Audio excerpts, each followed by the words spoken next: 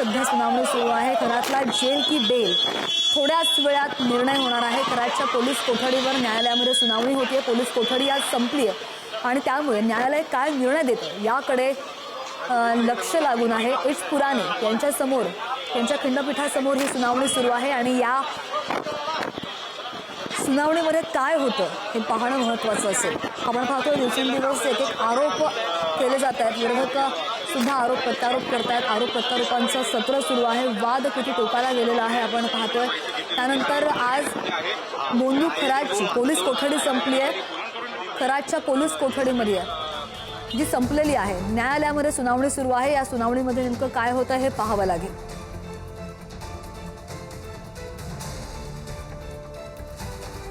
गेल्या 14 दिवसांपासून SIT तपास करते आणि आणखी एक महत्त्वाची अपडेट, आणखी 14 दिवस न्यायालयीन कोठडी अशोक खरातला सांगितलेली आहे न्यायालयानं। वकील बोलतात, आपण पाहूया।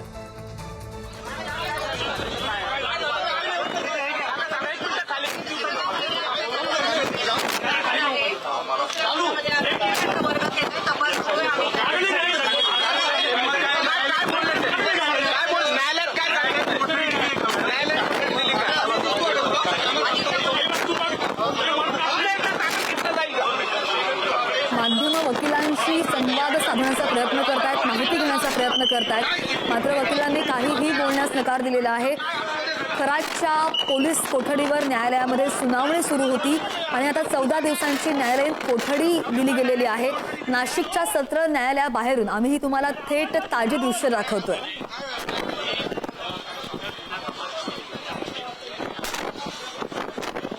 वकिलांकडून काही माहिती मिळते का हे जाणून घेण्याचा प्रयत्न सध्या होतोय आणि मोंदू खरातला कोर्टाबाहेर काही वेळातच आणण्यात येईल। नाशिक सत्र न्यायालयामध्ये आज सुनावणी होती कारण की पोलीस कोठडी आज संपलेली आहे आणि न्यायालयामध्ये सुनावणी होती, मात्र 14 दिवसांची न्यायालयीन कोठडी दिली गेलेली आहे।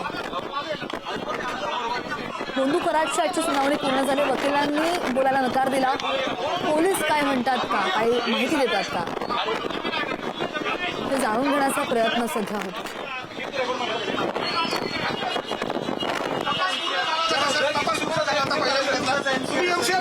तपास पूर्ण झाला होता का? MCR किती दिवसाचा आहे? एक मिनिट चला प्लीज।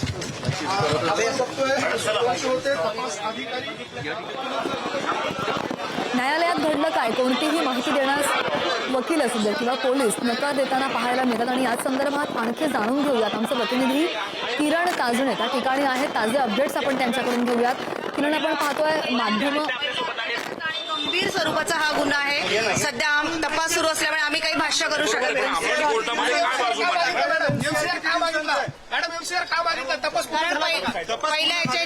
पहिल्या पोलीस कस्टडीचे जे पूर्ण दिवस आहेत ते कंप्लीट झाले। तपास पूर्ण नसताना MCR कसा मागितला? मॅडम आपण बघतोय हे सर। किरण यांच्याकडे आपण पुन्हा एकदा जातोय। किरण, आपण न्यायालयामध्ये नेमकं घडलं काय आणि पुढची प्रोसेस काय असेल जाणून घेण्याचा प्रयत्न करतोय, मात्र कुणीच बोलायला तयार नाहीये। आता 14 दिवसांची न्यायालयीन कोठडी सुनावली गेली असं कळतंय। आपण जर बघितलं तर त्याला आज पहिल्या गुन्ह्यामध्ये श्रद्धा खरं तर जवळपास 14 दिवस या सगळ्या दरम्यान अशोक खरात हा पोलिसांच्या कोठडीमध्ये होता। त्याला आजच्या दिवशी नाशिकच्या न्यायालयामध्ये हजर करण्यात आलं। या सगळ्या दरम्यान 14 दिवसांची पोलीस कोठडी मिळाल्यानंतर त्याला न्यायालयात हजर करत असताना त्याला न्यायालयीन कोठडी ही देण्यात आलेली आहे। खरं तर जो पहिला गुन्हा दाखल होता त्या गुन्ह्याच्या अनुषंगाने हा संपूर्ण तपास केला जात होता। एका महिलेने लैंगिक शोषण केल्याचा आरोप अशोक खरातवर केलेला होता। गुंगीचं औषध देऊन त्यानं कुटुंबाला मारण्याची धमकी दिलेली होती आणि वेगवेगळ्या कारणास्तव या ठिकाणी जे आरोप करण्यात आलेले होते त्या सगळ्या अनुषंगाने तपास होता।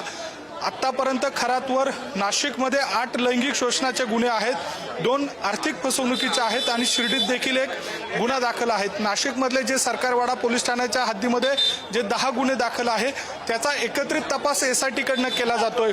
यामध्ये पहिल्या गुन्ह्यामध्ये जी पोलीस कोठडी मिळालेली होती ती पूर्ण झाल्यानंतर नियमानुसार त्याला कोर्टात हजर करणं पोलिसांना बंधनकारक होतं आणि त्याचाच एक भाग म्हणून न्यायमूर्ती ज्या होत्या BN इच पुराणिक यांनी याबाबतची त्यांना जो MCR आहे तो दिलेला आहे, म्हणजे न्यायालयीन कोठडी सुनावलेली आहेत। यामध्ये दुसरा जो गुन्हा आहे सरकारवाडा पोलीस ठाण्यामध्ये दाखल असलेला गुन्हा क्रमांक 75/2026 या गुन्ह्याच्या अनुषंगानं आता उद्या पुन्हा एकदा त्याला कोर्टात हजर केलं जाईल आणि या सगळ्या दरम्यान पुन्हा एकदा पोलीस कोठडीची मागणी ही SITच्या पथकाकडनं केली जाईल। त्यासाठीचे आयो जे आहेत ते आयो देखील या सगळ्या काळामध्ये बदलण्यात आलेले आहेत। API हिरामन भोये हे यासाठीचे आयो असतील। पहिल्या गुन्ह्यामध्ये आयो जे होते ते DYSP असलेले किरण कुमार सूर्यवंशी हे या सगळ्या दरम्यान न्यायालयामध्ये उपस्थित राहत होते। जे सरकारी वकील बाजू मांडत होते त्यापूर्वी तपास कशासाठी करायचा आहे, तर पोलीस कस्टडी कशासाठी हवी आहेत यासाठीची ती माहिती देत होते। आता मात्र हिरामन भोये हे पुढील गुन्ह्यासाठीचे आयो असणार आहेत। दुसरी एक महत्त्वाची बाब म्हणजे उद्याच्या दिवशी जो गुन्हा या सगळ्या दरम्यान कोर्टासमोर ठेवला जाईल त्यामध्ये पोलीस कस्टडीची मागणी केली जाईल, तो म्हणजे गुन्हा क्रमांक 75। या गुन्ह्यामध्ये देखील महिलेचं लैंगिक शोषण करण्यात आल्याचा आरोप अशोक खरातवर आहे आणि त्या गुन्ह्यामध्ये आता पुन्हा एकदा अशोक खरात याला पोलीस कोठडीच्या निमित्तानं SITच्या चौकशीच्या रडारवर घेतलं जाईल। एकूणच आजच्या दिवशी जर बघितलं तर सकाळच्या सत्रामध्येच अशोक खरात याला न्यायालयामध्ये हजर करण्यात आलेलं होतं। काही वेळातच ही सुनावणी अगदी पार पडली। त्या ठिकाणी सरकारी वकील जे आहेत ते शैलेंद्र बागडे यांनी या सगळ्या संदर्भानं जे संपूर्ण रेकॉर्ड होतं ते न्यायमूर्तींसमोर ठेवलेलं होतं। त्यामधली दुसरी एक बाब म्हणजे आरोपीचे वकील देखील त्या ठिकाणी उपस्थित नव्हते अशा स्वरूपाची माहिती आहे।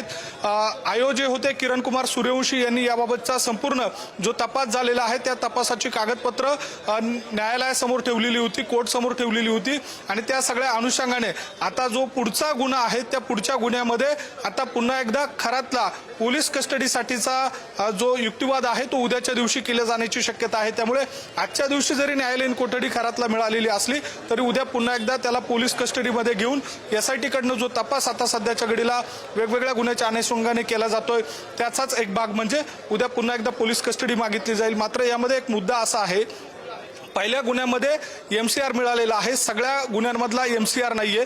जो पहिला गुन्हा लैंगिक शोषणाचा दाखल झालेला होता त्याच्या अनुषंगाने जो पुढचा तपास आहे तो पुढचा तपास आता सुरू राहील। मात्र दुसऱ्या गुन्ह्यामध्ये पुन्हा एकदा पोलीस कस्टडी घेऊन अशोक खरातचा ताबा मिळून अधिकाधिक त्याची विचारपूस करून प्रश्नांची सरबत्ती करून त्याच्याकडनं अधिकाधिक माहिती कशा पद्धतीनं या दरम्यान घेता येईल याचा प्रयत्न SITचा असेल।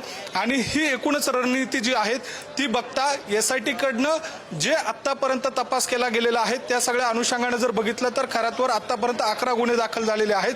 11 गुन्ह्यांच्या दृष्टीनं आता 14 दिवस पोलीस कोठडी घेऊन परत दुसऱ्या गुन्ह्यामध्ये 14 दिवसांची पोलीस कोठडी मिळवण्याचा प्रयत्न असेल। असे एक एक करून अशोक खरात याची जी पोलीस कस्टडी आहे ती वारंवार आपल्याकडे ठेवून अधिकाधिक माहिती कशी घेता येईल याच्यासाठीचा प्रयत्न हा SITचा एकूणच या युक्तिवादाच्या दरम्यान आणि आजवरच्या ज्या घडामोडी घडलेल्या आहेत ते पाहता आपल्याला म्हणता येईल।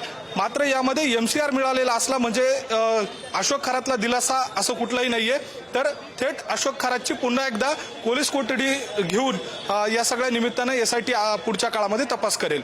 श्रद्धा, अगदीने बरोबर आहे। SIT सुद्धा उद्या आता ताबा मागण्याची अशोक खरातची शक्यता आहे। ताजी माहिती घेत राहू किरण, सविस्तर अपडेट दिले त्यासाठी आभार। तर अशोक खरातला न्यायालयीन कोठडी मिळालेली आहे, 14 दिवसांची पोलीस कोठडी संपलेली आहे। दुसऱ्या गुन्ह्यामध्ये खरातला पुन्हा न्यायालयामध्ये उद्या हजर केलं जाईल आणि अशोक खरातला न्यायालयीन कोठडी 14 दिवसांची सुनावली गेलेली आहे। मात्र आजची सुनावणी पूर्ण झालेली आहे, तपास मात्र अपुरा आहे। त्यासाठी SIT उद्या खरातचा ताबा मागू शकते, आणखी तपास सुरू आहे।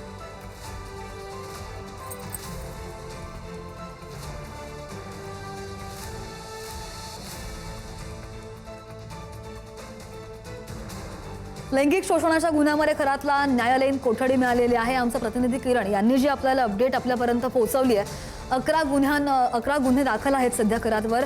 आणखी विभागवार चौकशी होत आहे, SIT कडून चौकशी होतेच आहे, वन विभागाकडून सुद्धा गुन्हा दाखल झालेला आहे।